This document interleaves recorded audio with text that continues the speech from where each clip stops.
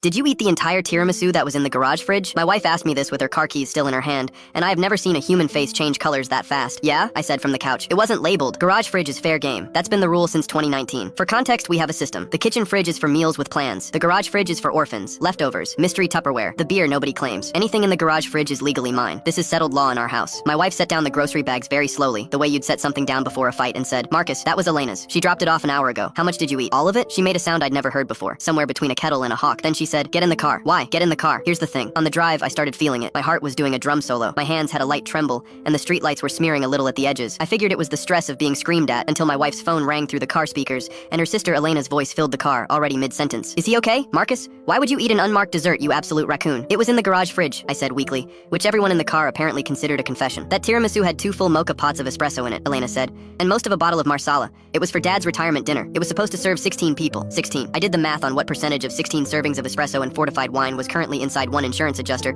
who'd had nothing else since lunch, and the math said all of it. I was, at that moment, simultaneously slightly drunk and more caffeinated than a fighter pilot. My body could not decide whether to fall asleep or fistfight a mailbox. "That's not why we're going to the hospital," my wife said grimly. "Then why?" "Elena, tell him." There was a long silence. Then Elena, in a very small voice, "My engagement ring is missing. I took it off to fold in the mascarpone because the setting kept snagging the whisk. When I got home, it wasn't on the windowsill and it wasn't in my bag, and Dave and I turned the kitchen upside down, and the last bowl I had my hands in was the tiramisu, her ring, her grandmother's ring, the one that survived 2 wars and an ocean crossing sewn into a coat lining, the one that got appraised last year at a number with more digits than my car cost. I had potentially eaten a family heirloom the way a golden retriever eats a sock. The ER was a blur, partly because of my situation and partly because my wife talks fast when she's scared. A nurse asked if I had any drug allergies, and I said, "I don't do drugs. I did a dessert," and she wrote something down without smiling. My mother-in-law showed up somehow before we'd finished intake and stood in the doorway saying, "Marcus, honey," in the exact tone you'd use at a funeral. My father-in-law, the retiree of honor, just looked at me and said, "16 servings," and shook his head like I'd let down the troops. They did an abdominal x-ray with a portable machine while my heart rate monitor beeped like a smoke detector. The doctor came back, clipped the image up, and there it was, a perfect little ring-shaped shadow,